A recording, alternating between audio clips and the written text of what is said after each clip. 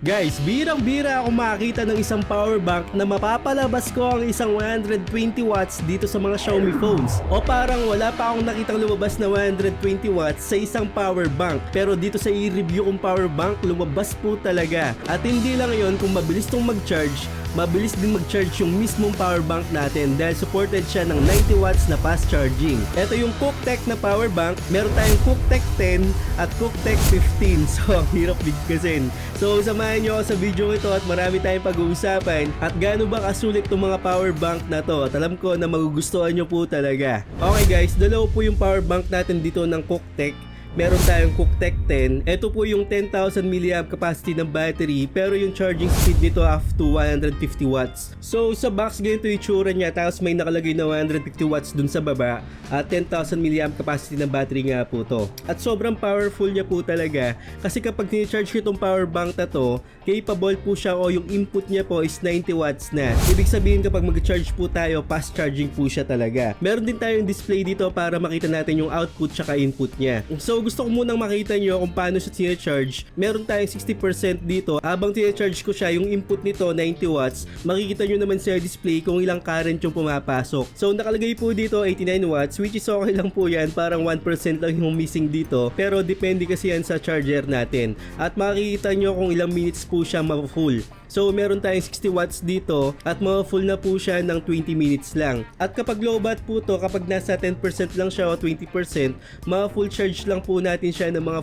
45 minutes at magagamit na po natin. Kapag gusto mo naman i-charge yung mga headphone natin, relo at kung ano-ano pa yung mga malit na bagay na hindi naman capable ng mga fast charging, pwede rin tong power bank na to para ma-deactivate natin yung fast charging niya. Pipindutin lang natin siya ng 2 beses at mapupunta na po siya sa state ng slow charging lang. So, ganun siya kalupit. Hindi lang yon dito sa LCD niya. Yan, makikita natin yung ilang oras kung kailan malolobat tong power bank na to. At kapag nag-charge tayo, makita rin natin yung mga iba't ibang scenario dito. Pati yung output ng watts niya at yung mga input na watts o yung pumapasok na wattage dito sa power bank natin. So, napaka-powerful po talaga. At ang presyo naman po nito is nasa 2,499. So, para sa akin, napaka-sulit po nito. Yung paghawak ko dito, hindi siya ganun kabigat.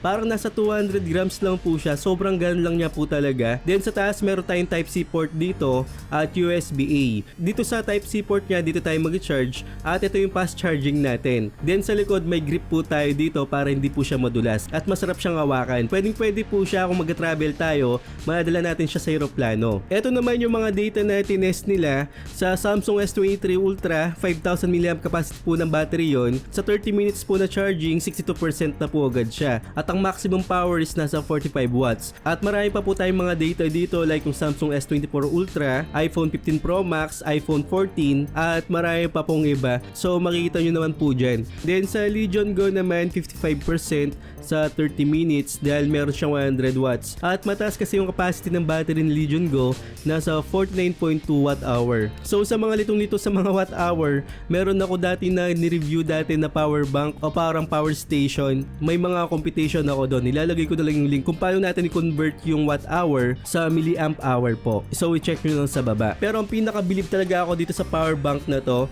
pwede po siya dun sa 120 watts ng mga Xiaomi phones. Birang-bira po talaga yan. Dahil sa mga tinest ko kahit sa ibang power bank, hindi ako nakakakuha ng 120 watts kapag nag-charge ako. Kung hindi mo talaga gagamitin yung talagang mismong charger niya tsaka cable niya. Talagang partner po talaga yon. Yung mga iba nga talagang nahihirapan na makakuha ng 120 watts kahit anong power bank, kahit anong charger. Kung hindi mo gagamitin yung mismong charger niya at tsaka cable niya.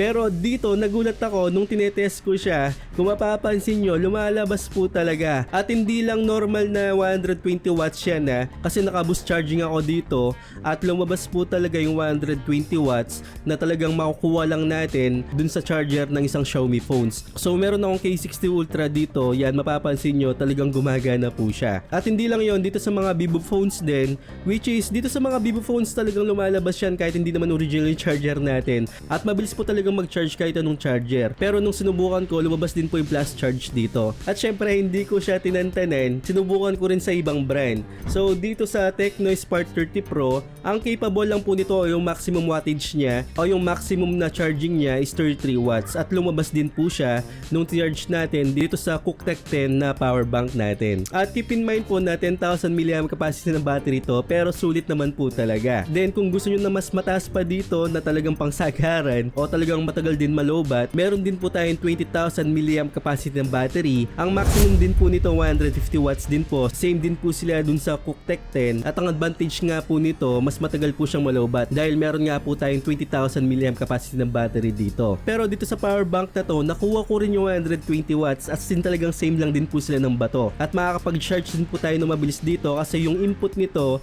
is 90 watts na rin po. Yung 20,000 watts na to, mapupuno po yung power bank natin isa't kalahating oras. Pero mabilis-bilis na po yan. Unlike sa mga ibang power bank na subukan ko sa mga 20,000 watts, hindi po siya ganung kabilis. At dito naman, meron tayong Type-C port na dalawa at isang USB-A. Maganda rin po yung materials na ginamit dito, although plastic po siya. Pero hindi naman din po siya ganung kabigat, saktong-sakto lang din po. So makakapag-charge po tayo ng mga laptop dito like yung MacBook, ma-charge po natin siya ng 55% sa 30 minutes lang at may matira pa rin tayo. Then sa mga ibang phone naman like iPhone 15 Pro, yung 30 minutes nito makakapag-charge rin po tayo ng 56% like yung S23 Ultra tsaka dun sa S24 Ultra. So meron din po siyang slow charging para sa mga watch natin, sa mga earphones natin para hindi ma-activate po yung fast charging niya. Pipindot lang po tayo ng 2 beses dito at ma-activate na po yan. So kanina nung nagtitest ako kasi itong dalawang power bank na to may kasama na po siyang cable. Inisip ko baka sa cable lang siya kaya lumalabas po yung 120 watts natin. Pero sinubukan ko po sa ibang power bank na nasa 300 watts, hindi po talaga siya pumalag na 120 watts.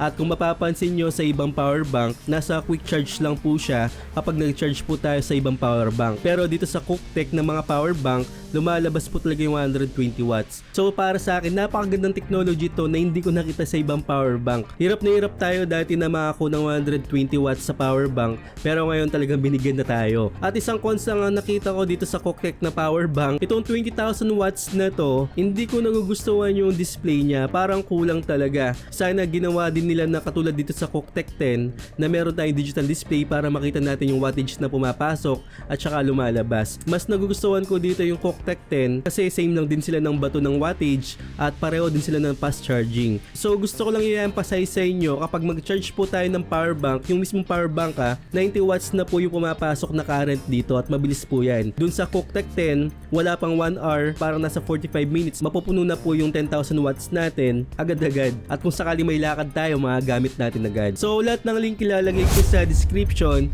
at para sa akin napakasulit nito at highly recommended ko sa inyo talaga. Hindi po hype to nakita nyo naman kung gaano siya kabilis at talaga makapakinabangan natin yung mga ganitong power bank. Kailangan natin talaga to. So I hope na nakatulong ako sa inyo at huwag nyong kalimutan mag-subscribe sa channel ko at hit yung bell icon para sa mga ganitong unboxing reviews, bagong kaalaman at katarantaduhan sa channel na to. So once again, ako po si Paul.